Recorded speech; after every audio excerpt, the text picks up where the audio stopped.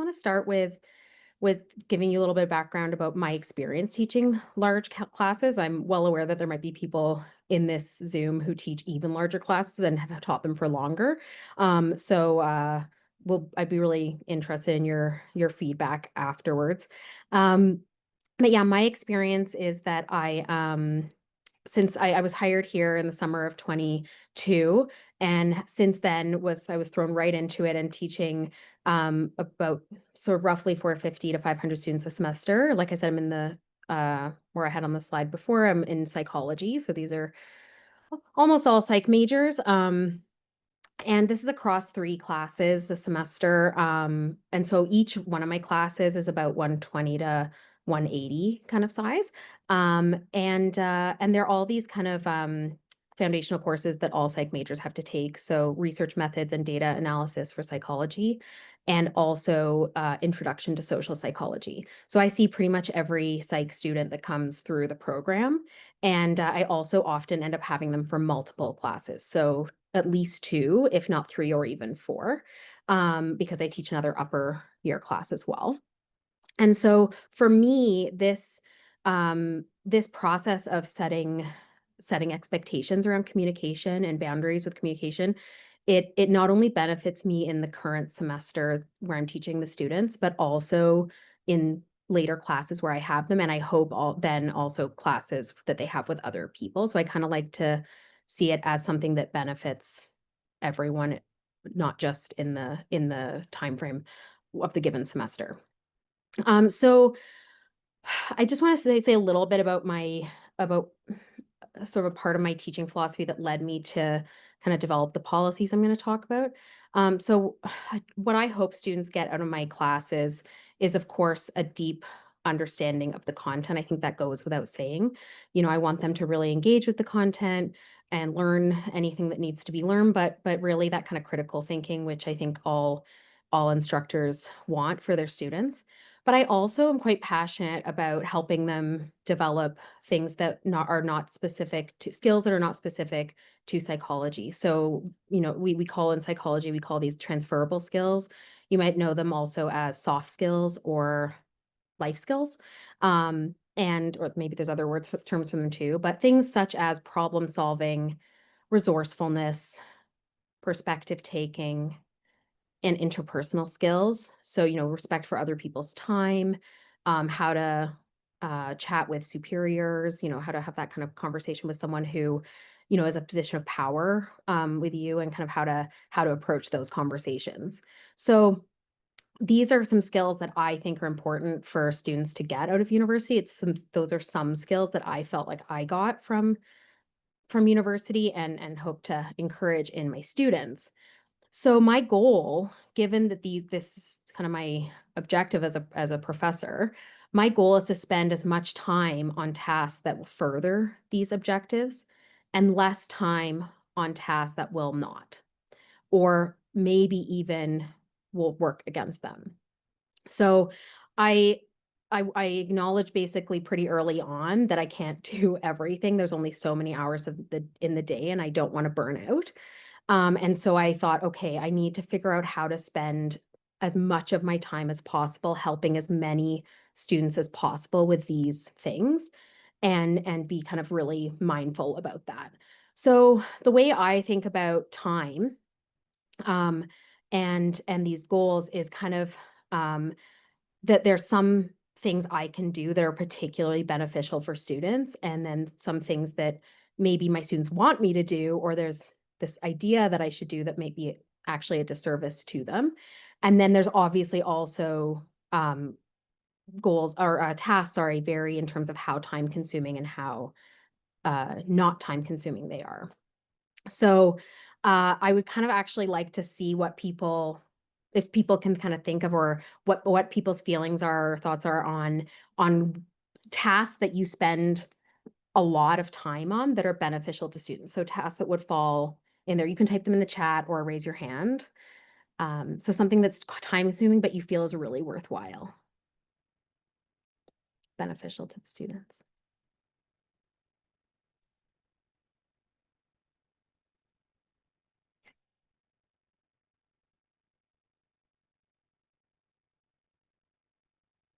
Don't forget, I'm a lecturer and I'm used to waiting until someone says something.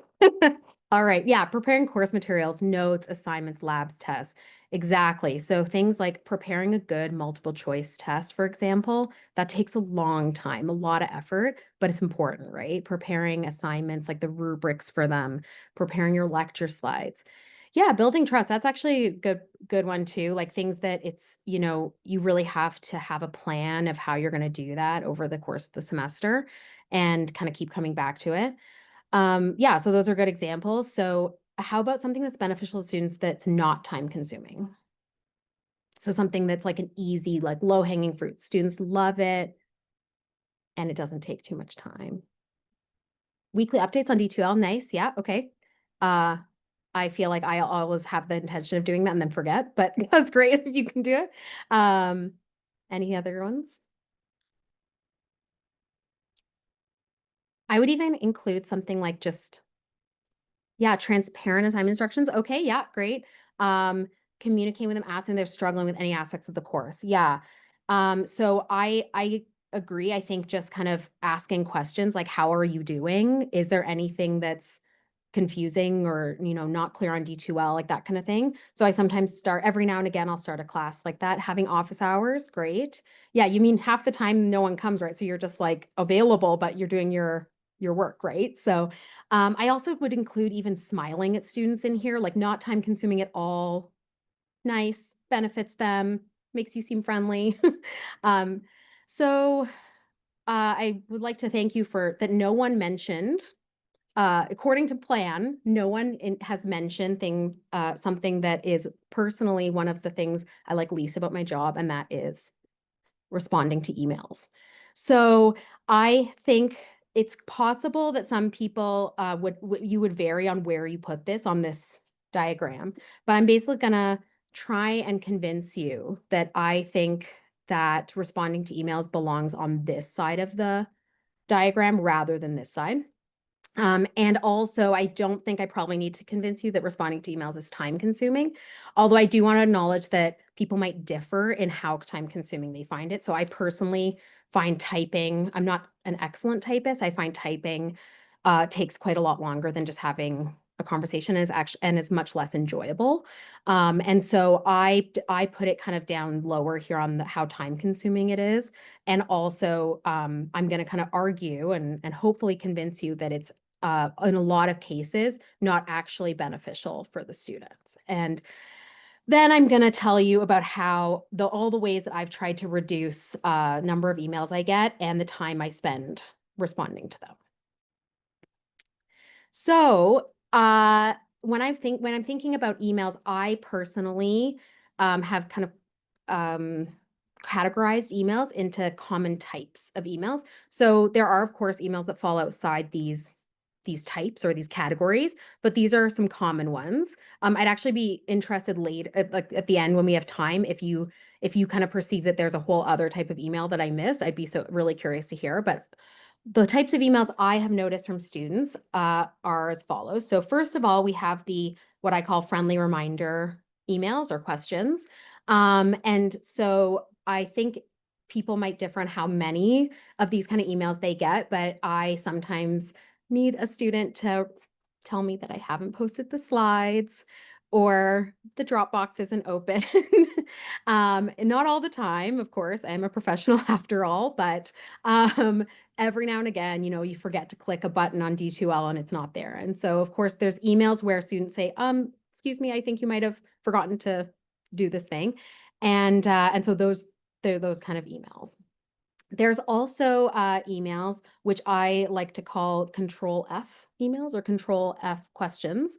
Now, these are questions like, when is, insert assignment here due? Do we have labs this week? Is the test multiple choice? So things that you've already told them, it's already on the course outline or somewhere else, pretty accessible on D2L, and they really could find this answer themselves. Then there's emails that are requests for extensions. Depending on people's policies, you might get more or less of these, but I will touch on those. There's also emails about after they've gotten a grade back, they have a concern about the grade. So we have emails, which I'm like that, which I'll call grade inquiries. And then finally, there's emails about the actual content in the class. So they might have a clarification question on the content, or have missed something that you said on one of your slides or something like that. Okay, so these are the types of emails I'm going to talk about. I'm going to, in theory, talk about all these types and why I think most of them are not actually appropriate for email. So I will say the friendly reminder questions, I personally have no issue with these emails. I find them super helpful. And also they take barely any time to answer. I just say, great, thanks, it's fixed. Sometimes I just thumbs up the email and then post the thing that I need to post. So I have no problem with these emails personally. The emails I do have a problem with are the rest of them. And I'm going to kind of explain why I think each one of these is a problem and what I do to reduce the number of them and reduce the amount of time I spend on them. All right, so let's tackle Control F questions first. Oh, and I should say, if you need any clarification during this, don't hesitate. I'm used to being interrupted. I will, but I think if there's anything you really disagree with me on, you want to have it out, like just kind of discussion wise, we'll save it till the end because I'm very open to that. I just want to make sure I get through all the content as well. All right, so Control F questions. These are things you've already communicated to your students somewhere on D2L, usually the course outline. I think that there's benefit to discouraging these kind of emails. First of all, saves you time and, for lack of a better way of saying it, your brain from melting. It's not, these are not interesting emails to answer. You get frustrated that you've already given this information. You feel like it's a waste of your time, right? Also, I would argue that if you discourage these kind of emails, it helps students develop resourcefulness and problem solving, finding the answer to their question on their own. The question is how? How do we reduce or discourage these emails? So here are my strategies to reduce these. And I will say I have actually noticed these working over time. So a lot of these policies I didn't have in my first year teaching here, and I've introduced them over time. And I have actually seen a reduction in my emails. I started trying to actually count or somehow get rough numbers for you, but it was taking too much time. And so maybe if I ever do this workshop again, I'll add that in a graph. But I did kind of do a quick search in my email. It does seem like my numbers of emails over time has gone down. So you'll have to take my word for it. So I have always in my big classes a course outline quiz. It's either worth a bonus 0.5% or just worth 0.5%, something like that. It has questions like, what page is the lecture schedule on? What date is lab C due? Things where they actually have to go and kind of get familiar into the course outline, get familiar where things are. Which weeks do we not have labs? Select all that apply, those kind of questions. I also have a course FAQ doc. I use a Google Doc, but you could also use a Word doc that anything where it can be easily bookmarked by the students and then easily referenced and updated. So I like to have it something that can be like a live document that I can update on the fly and have really easily accessible to everyone.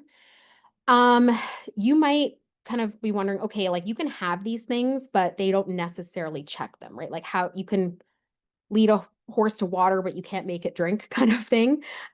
So something that I have found does help with getting students in the habit of checking these documents is if someone asks me a question in person, like including during class that is in one of these documents, I always pull up the document right then to show them the answer.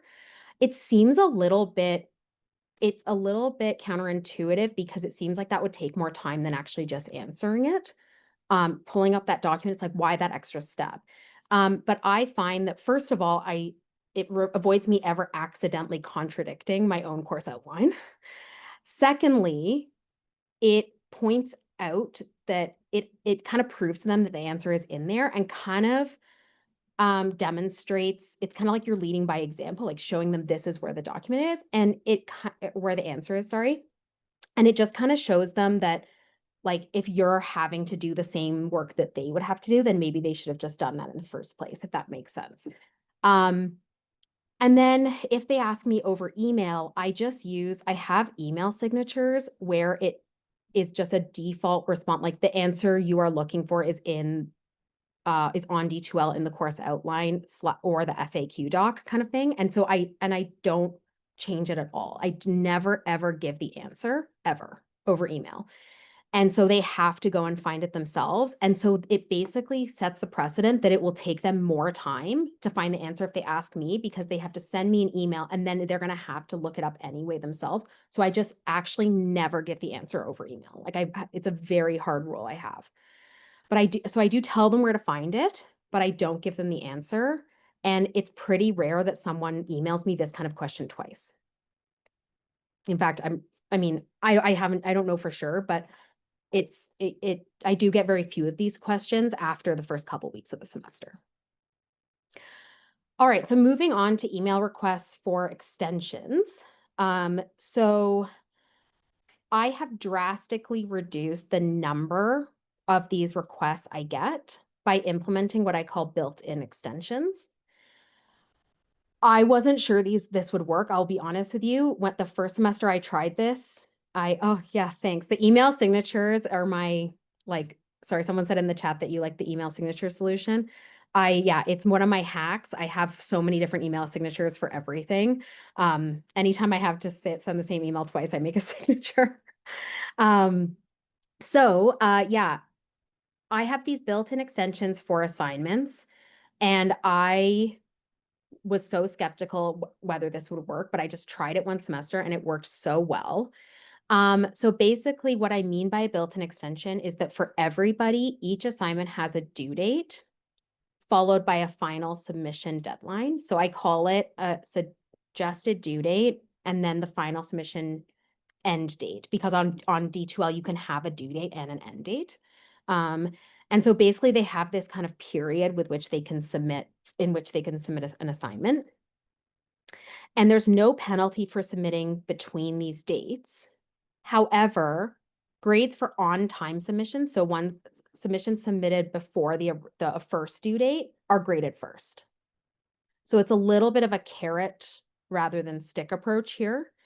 And I have had a huge amount of success with this. I rarely get extension requests because I basically tell them, hey, like you really have to aim for this date.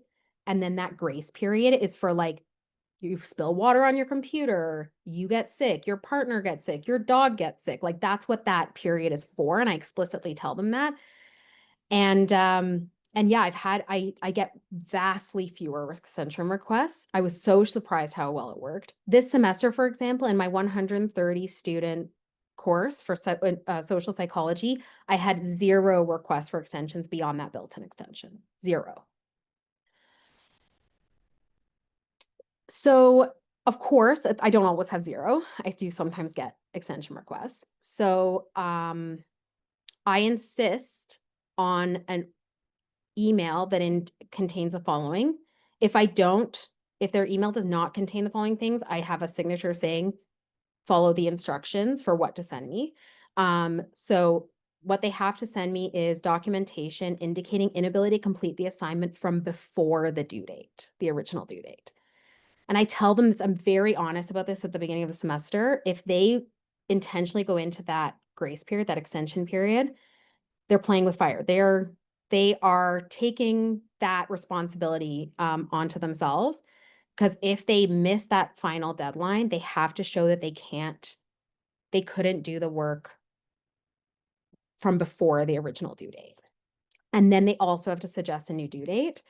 And I'm really quite strict about this. And like I said, if either of these is not included, I send my email signature asking them to review the policy in the course outline for how to get an extension. So I have had a couple of cases where it's felt, and I don't always feel amazing about this. It is a tough thing to be strict on, but I think it does actually do them, like setting those boundaries and being firm about it does actually benefit them in the long run. And is fair to other students, right? More fair to everyone. All right, so next topic, emails about grade inquiries. So things like, my grade is missing, the grade is wrong, I want to regrade. all of those things. Obviously, these require different amounts of work, but for any grade inquiry of any kind, I have students fill out a form.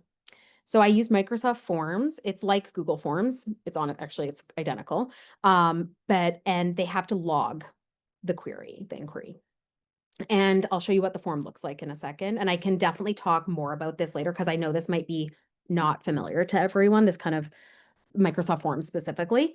But basically it kind of asks them for what course it is, what assignment, and then what's the issue. And it kind of gets them to document everything, kind of guides them through it. And the benefits about this are both for me and the students. So for me, all the information is in one place, organized in a way that I need. And I'll show you what it looks like in a second. And then also, I found that students are much less likely to send follow-up emails when I have them do this. So I think probably everyone has had this experience where student emails you, there's an issue, you flag it to take care of, and then like 2 days later, you've got another email and you're like, yes, but this isn't the most urgent thing. Like I'm triaging, you're triaging all the time, right? And it's basically they're just wanting to keep it at the top of your inbox, which is understandable. But this basically allows them to feel like it's being officially logged. And I just assure them that like it keeps it all in a spreadsheet for me and I won't lose it. And this is the purpose of this. So I'll show you what it looks like. So this is my fall grade inquiry form. A lot of preamble. What probably that not many people actually read this, but you never know. When they take this form, they have to indicate what course it's for. Then they indicate, once they choose the course, I've kind of programmed all these things in here, all the different assessments I have in my course. And I use roughly the same assessments semester to semester, so I can just copy the form and use the same one again. So the initial setup was kind of a drag, but now that I've got it set up, it's not too bad. So they indicate what the assignment or what the assessment was that is the problem. So in this case, test 1. And then they say, okay, the grade is not posted, like they're missing their grade for it. And then that would be all the questions they would have to answer. Then they can add additional information if they want, like it was there, but now it's gone or whatever they want to tell you. And then later it's kind of hard to see this, but it's an Excel document that is automatically created from this form. Like you don't have to do anything. And it logs their email, their name, the course, the assessment. Sorry if it's a little small, but it says basically test 1. And then it says, what is your concern? It's like the grade is not posted. And then I add a column that has like the status. And once I fix it, I say fixed in there for myself. So I find this way better than having a folder for emails or flagging emails or whatever. To me, it kind of reassures me I'm not missing any concerns from students. And I think it also does reassure the students that I'm not going to forget about their problem that they're having. That's an interesting question, Aggie. I actually don't get that very often. I do get the opposite where they forget about the form and they email me. And then I remind them there's a form, then they fill it out. Every now and again, if I don't respond to this fast enough, and I'm talking like weeks, then I'll get an email saying like, I submitted an inquiry. Have you looked into it? But honestly, I try and like every Friday go through it. Of course, different weeks are busier than others, and honestly, sometimes it takes me a while to get to them. And I'm genuinely shocked at how few follow-ups I get. So it seems like they kind of trust the form. I don't know exactly what the psychology is behind it, but once I tell them this is how it works, I think they're reassured by the fact that that I am, and I'm not pretending that I'm dedicated to not missing their concern, right? Like I tell them I set it up this way so I don't miss or forget about your issue. And I think they believe me. And so I think they kind of trust it. So yeah, I don't know. I think it may be a bit about how you present it, but I think they just kind of sense that emails are like not a good way of keeping track of things. So they feel they need to follow up more when it's through email. All right, last but but maybe most controversial topic when I talk to people about this kind of just, you know, in the hallway, around the water cooler, anyone who will listen ever. I taught the last type of emails questions about content. So actually, sometimes when I talk to people about how I really work hard to reduce number of emails I have, they assume I don't mean these kind of emails. They think a lot of people think these kind of emails are the ones I'm okay with or wanting to prioritize. And actually, in my view, email is not the appropriate medium for questions about course content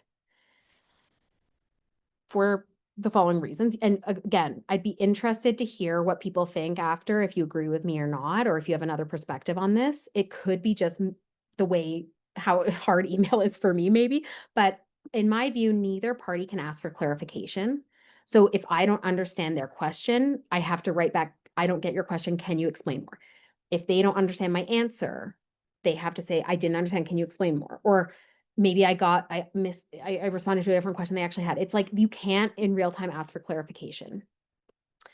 It's hard for me to tell whether the student's actually understanding my answer. When I'm talking to them face to face, for the most part, or at least it's easier to, to see, are they nodding? Are they looking like, are their eyebrows furrowing? Like you can tell a lot of the time if they're not really understanding your answer, right? And not always, but you can check in more easily. Are you getting what I'm saying? Does this make sense? Also, for me personally, it takes way longer to explain something over email and is more difficult for me than saying something out loud. Someone did once suggest to me that I could do an audio, potentially an audio, like either speech to text or maybe actually like attach an audio file to an email possibly, which is reasonable. However, I also think that there's some benefits to moving the questions off email. Oh, yes, I should have said this at the beginning, sorry. Astrid asked, are my classes in person or online, synchronous or asynchronous? Great question. I should have said at the beginning. My courses are in person. I very occasionally, if I'm sick or something, I do a Zoom, either usually not a recording, like you still a live Zoom. I hate recording things. But yes, I think this it'll be actually interesting. Maybe we can talk at the end about which of these will transfer over most to asynchronous classes. But I still think my solutions to this will benefit people even if they teach not in person. But I'll keep that in mind as I keep moving forward here. So my view still, I think even if you don't teach in person, is that email is not a good medium for questions about content for these reasons, and also because asking content questions in real time gives students the chance to practice those interpersonal or social skills. So maybe especially if they're watching video, asynchronous lectures and stuff like this is maybe even more important.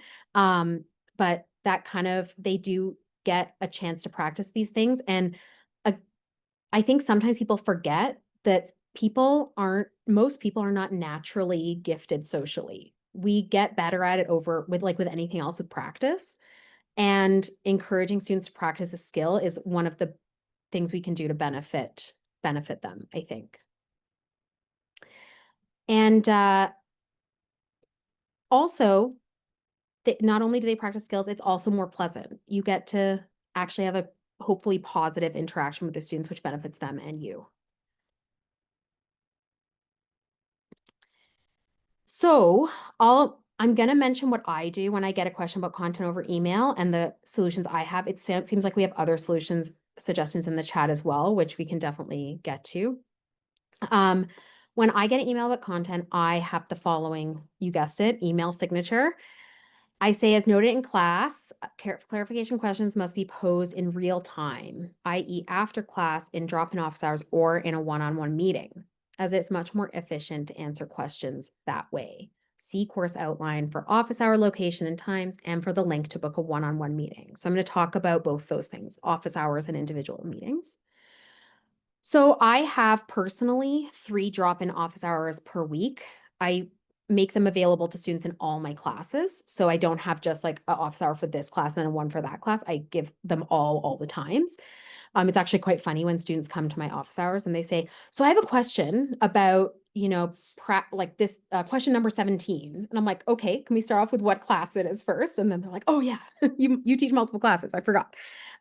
So uh, even though I have a lot of hours dedicated to this, I don't spend all those 3 hours talking to students. Even though I don't answer questions over email, I actually still only have about an average of one student per time slot. Obviously, this increases in the week before a test, but it's not so many that it's unmanageable. But I do plan to get a little less work done in those office hours than I normally do.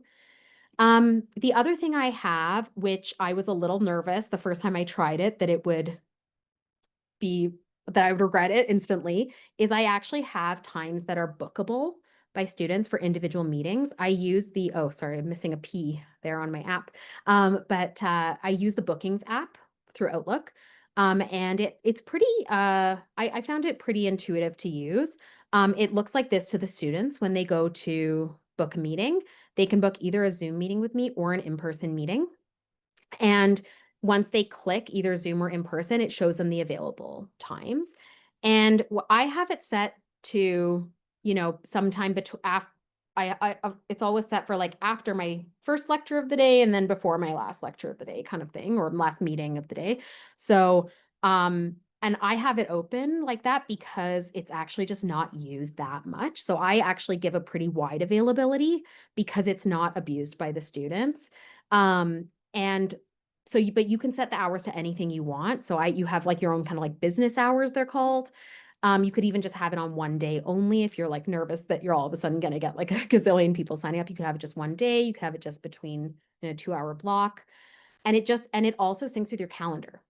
So it only shows times that you're available in your calendar as long as you put everything in your Outlook calendar. And also you can add like I'll add blackout weeks for say term break or if I know I've got a big deadline, say, I don't know, some kind of deadline coming up or like reference letters are going to be due. So I need to spend like all of that Friday doing reference letters. I just block that time off either in the app or in my calendar. Yeah, so you can do that on the fly. And yeah, I find it's really great because then if people can't make your office hours or if they're a bit nervous to um sometimes students just are a bit nervous about the drop in office hours. I think they wonder, are there going to be too many people there or like are people going to be listening to my question? So I think just for some people they prefer that knowing I'm going to get to talk to the professor at these 10 minutes. And so some people love it and then some people prefer the drop in and so it kind of you kind of have something that works for everybody. Um, a common question I get if I tell people about this is like, don't you spend more time doing this than if you were to just answer emails? So basically, do I spend as much time or more with these additional office hours and meetings than I would have answering emails? For me, I don't think so. I think part of it is that it's faster for me to talk than to type, but also students, I think, are more likely to check that the answer isn't somewhere they can find before coming physically to find me in person in my office. So I think it kind of weeds out some of the questions that are maybe low hanging fruit that they can answer themselves.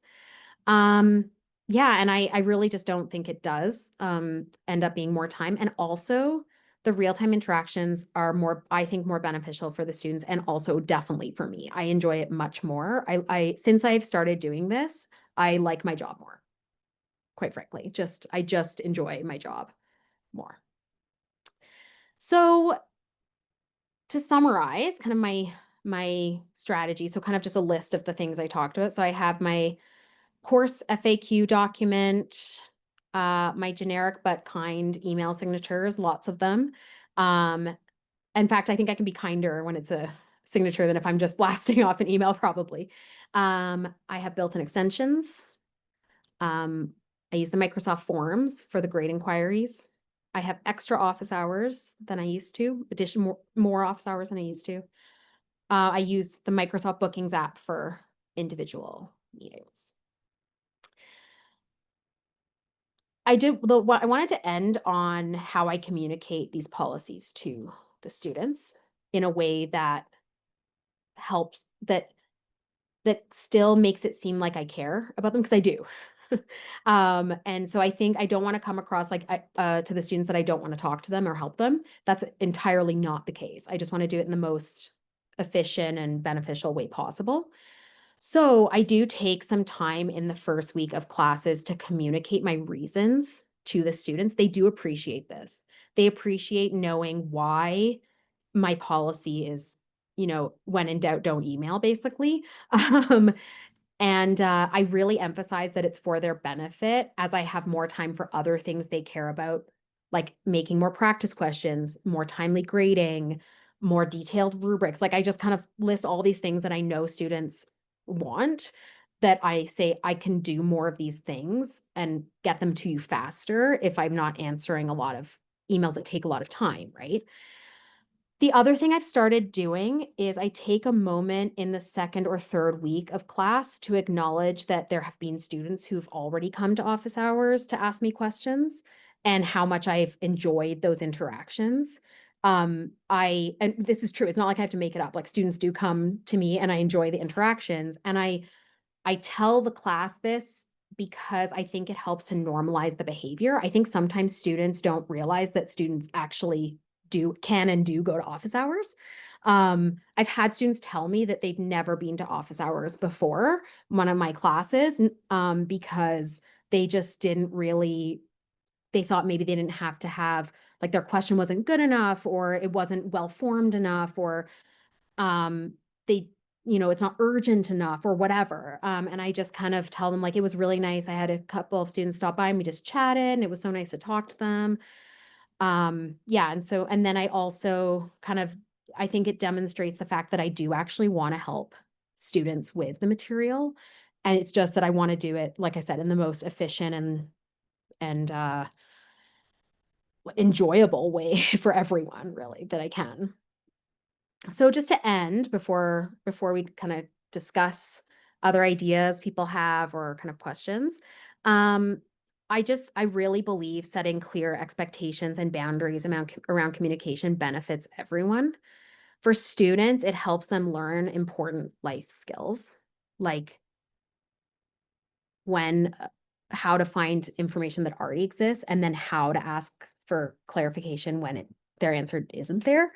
And kind of how to tell the difference between those two. When they end up getting a job, I think their bosses will appreciate that they know when to ask and when not to, and how to ask, and can take that perspective of the person that they're asking the question of. And then for instructors, I think it makes their jobs more manageable and more enjoyable. And that is it for me.